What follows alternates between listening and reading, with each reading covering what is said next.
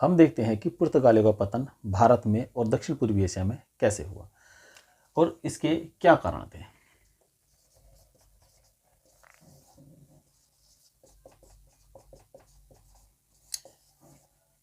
हम देखते हैं कि जो पुर्तगाली थे वो धार्मिक रूप से असहिष्णु थे।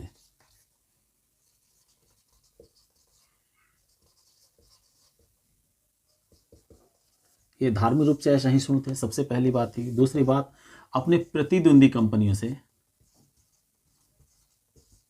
ये पिछड़ गए थे,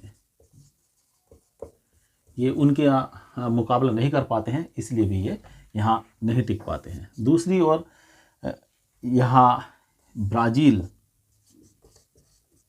एक नया उपनिवेश इन्हें मिला था, इसलिए क्रियाशीलता ब्राज़ील की ओर हो गई, जिस कारण से यहाँ पर ये ध्यान नहीं देते हैं। और ऐसे कई और भी कई कारण थे, जैसे ये चुपके चुपके व्यापार करते थे और ये भी इनके लिए एक खतरनाक बात सिद्ध हुई, क्योंकि लगातार जब चुपके चुपके करते हैं तो ये एक व्यवस्था पूरी तरह से बना नहीं पाते हैं। इसके अलावा हम देखते हैं कि पतन का जो क्रम रहा, कौन कौन लोग इसके पतन का कारण बने, वो भी हम देखते हैं। देखिए, सबसे पहले तो हम देखते हैं कि यहाँ पर जो अदन जगह है, अदन ये लाल सागर में पड़ती है और ये लगातार इसके लिए प्रयास करते रहे।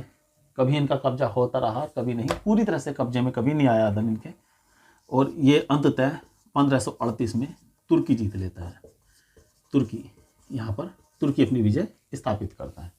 इसके अलावा हम देखते हैं, ये तुर्की के अलावा जो डच रहे, डच इनके लिए घातक सिद्ध हुए। सबसे पहले हम देखते हैं कि 1602 में डचों ने इन्हें वांटम में परास्त किया। वांटम ये दक्षिण पूर्वी एशिया की एक जगह है, वहाँ पर ये पुर्तगालियों को हरा देते हैं डच। पुर्तगाली हार जाते हैं। और इसके बाद हम देखते हैं जो 1605 में दक्षिण पूर्वी एशिया में एक जगह पड़ती है अम्बायना, ये भी इनसे छीन लेते हैं। और इसके बाद ये जकार्ता छीनते हैं, जकार्ता भी छीन लेते हैं। और इसके बाद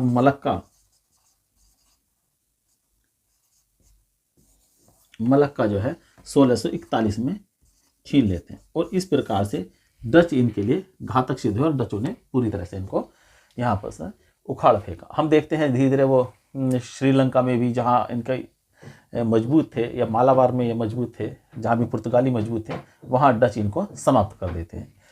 डचों के अलावा अब हम देखते हैं सिर्फ डच ही नहीं, अंग्रेज भी पीछे नहीं रहे। अंग्रेजों के बारे में बात करेंगे। सबसे पहले अंग्रेजों ने 1611 में सूरत में इनको परास्त किया। सूरत में एक स्वाली तट है, स्वाली समुद्र तट, स्वाली के समुद्र तट पर इन्हें परास्त कर दिया है। ये समुद्री तट था और इनको यहाँ पर परास्त होना पड़ा। जॉन मिडल्टन ने इनको परास्त किया था। और यहाँ पर जिस परास्त होने के बाद ये फिर 1628 में जो एक जगह थी फारस की खाड़ी में, हरमुज, ये फारस की खाड़ी की जगह है, यहाँ पर फारस की सेना की सहायता से अंग्रेज अपना कब्जा स्थापित कर लेते हैं। इसके बाद हम देखते हैं कि यहाँ पर भी इनका पतन हो जाता है। इसके अलावा हम देखते हैं कि जो शाहजहां के समय कासिम खां हैं, शाहजहां के समय कासिम खां इनसे हुगली को जीत लेते हैं।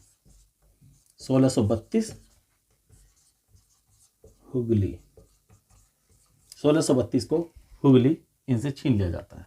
अब इसके अलावा हम देखते हैं कि मराठे भी पीछे नहीं रहे। और मराठों ने इनसे 1739 में बसीन और साष्टी जीत लिया, है ना, बसीन और साष्टी, ये वाले क्षेत्र इनसे जीत लिए। इस प्रकार से अब पूरी तरह से इनको यहाँ पर मुंगी खानी पड़ती है, परंतु हम देखते हैं कि गोवा, दमन द्वीप पर इनका अधिकार बना रहता है और ये 1961 में यहाँ से पूरी तरह से जा पाते हैं। परंतु जैसे एक साम्राज्य विस्तार की कल्पना ये कर रहे थे, वह विस्तार तो नहीं कर पाते, क्योंकि कई कारणों से इनका पतन हो गया था।